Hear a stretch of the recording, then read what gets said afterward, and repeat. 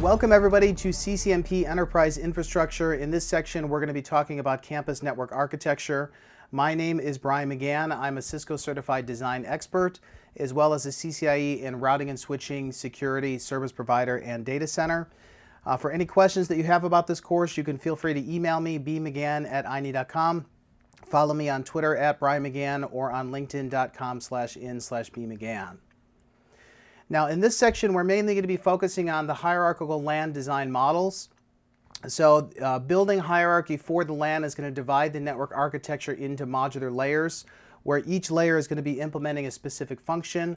The goal of this is to make the network easier to scale and to provide fault isolation and to ease troubleshooting as things go wrong in the network. Now, specifically, the hierarchical LAN design model breaks the network into three building blocks, which we call the access layer, the distribution layer, and the core layer.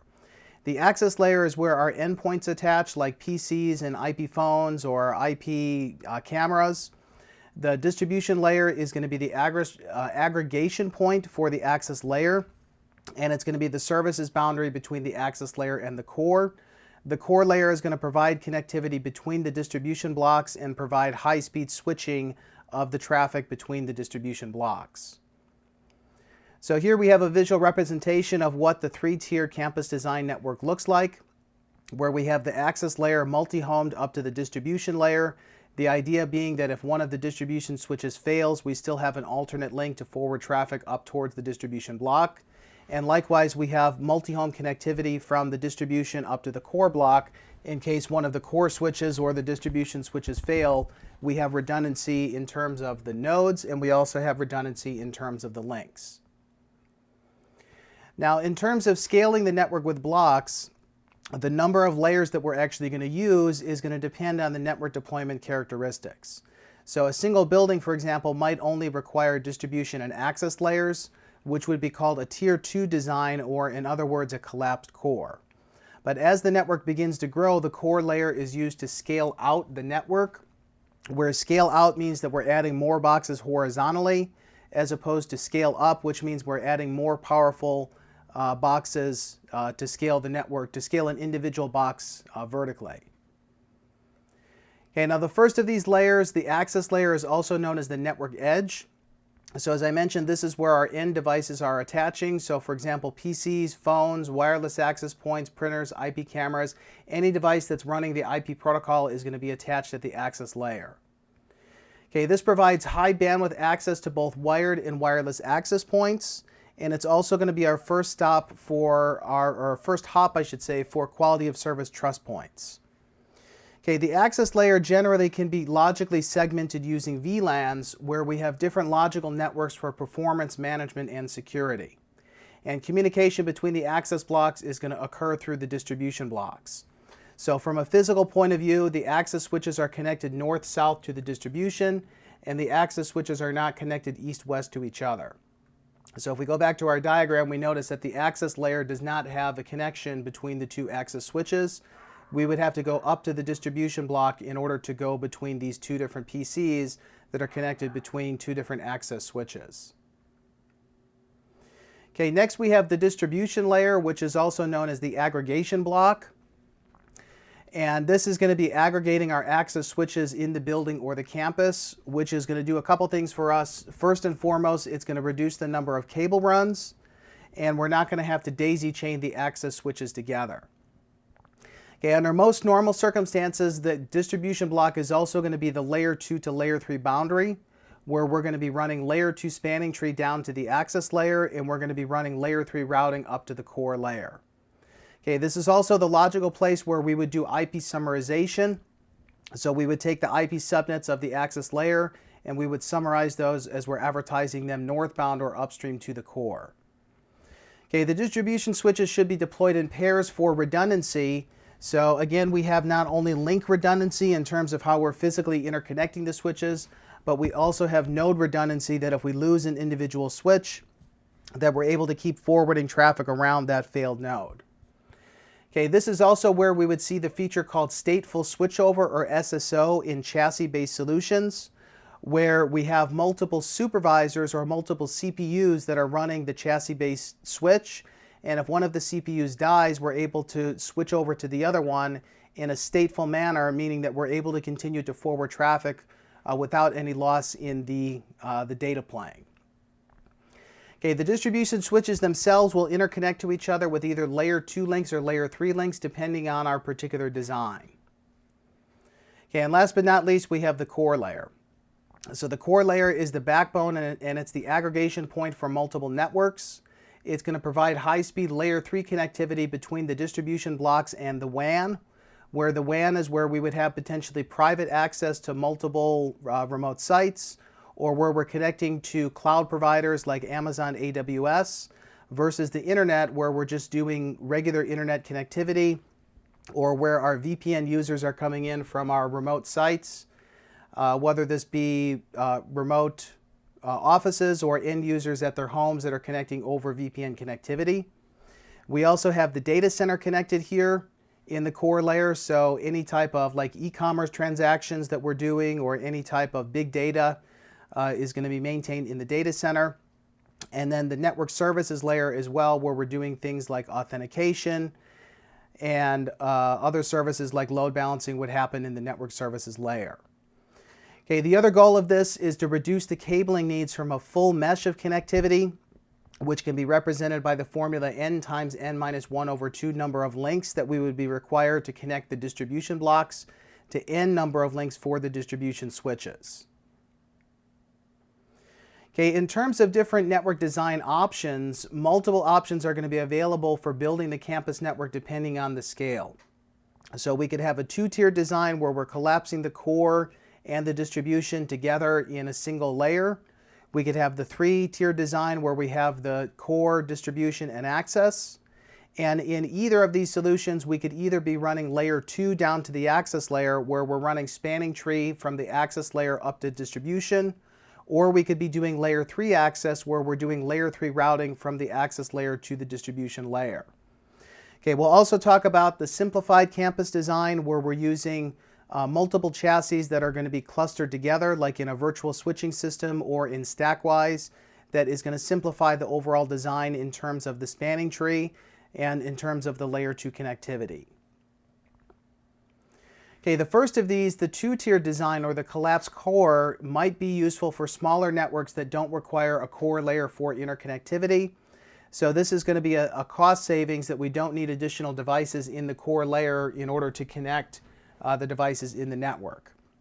So the two-tier design is going to use just an access layer and a distribution layer. And in this case, the distribution layer is also acting as the core. So we're connecting from the distribution southbound to the access layer switches, and we're connecting northbound to our services like the WAN, the server farm, the internet, and our network services.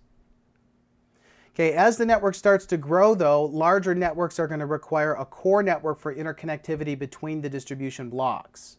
So this might be a function of the cabling requirements between buildings, where it might be administratively prohibitive to run the amount of fibers that we need to connect the distribution blocks directly together.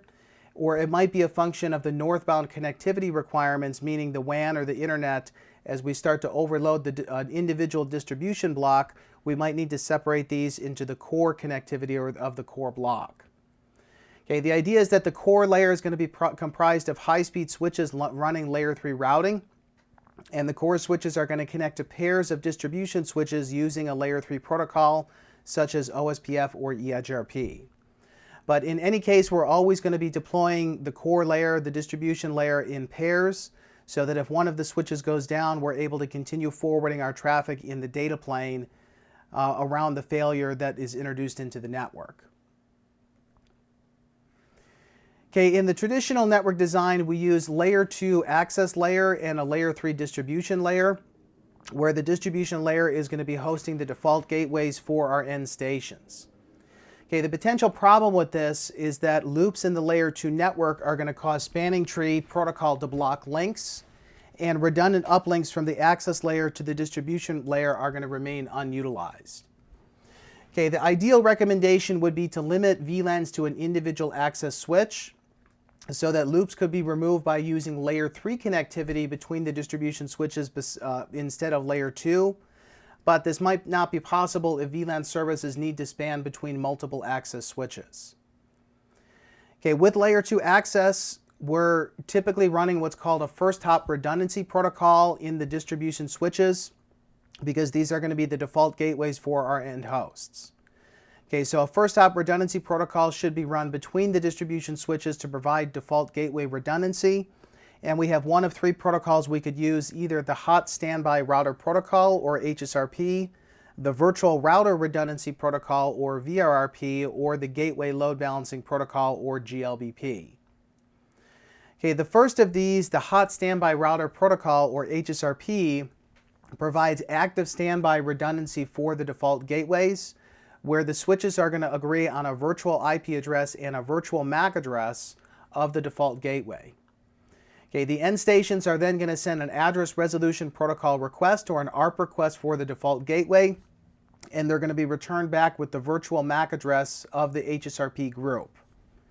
Now, the potential limitation for this is that only one of the distribution switches is going to be the active forwarder. So one switch is going to be the active gateway, one is going to be the standby gateway, and the result of this is that the uplinks from the access layer to the distribution layer might be underutilized. Okay, technically we could do load balancing by running multiple copies of HSRP. So for example, we could use one HSRP group for the even VLANs, we could use another HSRP group for the odd number VLANs, but unfortunately the actual traffic load is generally not going to be split 50-50 between the individual VLANs. So we're going to still end up in underutilized links that are going from the access layer to the distribution layer.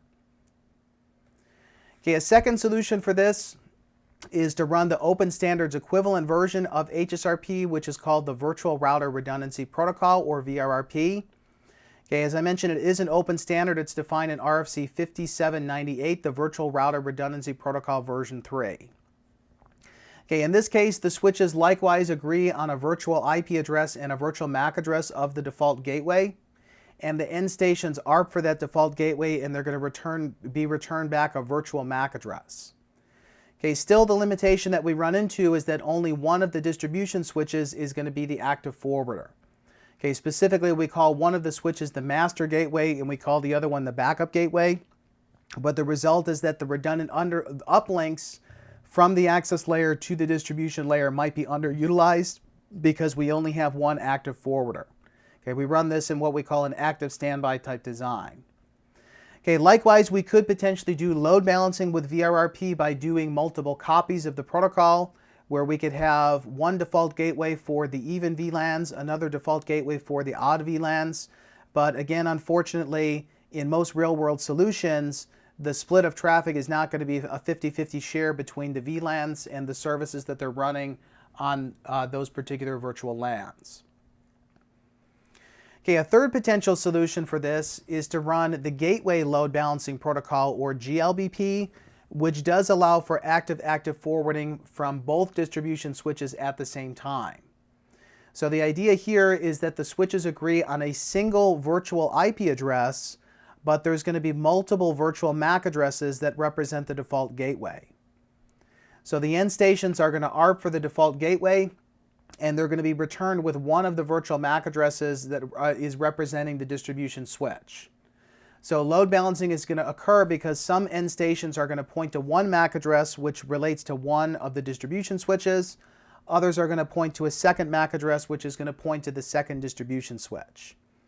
Okay, it's still not the greatest of the solutions because, again, we don't have a 50-50 split in the load between the individual host traffic, and we're not going to be load balancing per flow. We only are going to be load balancing per host.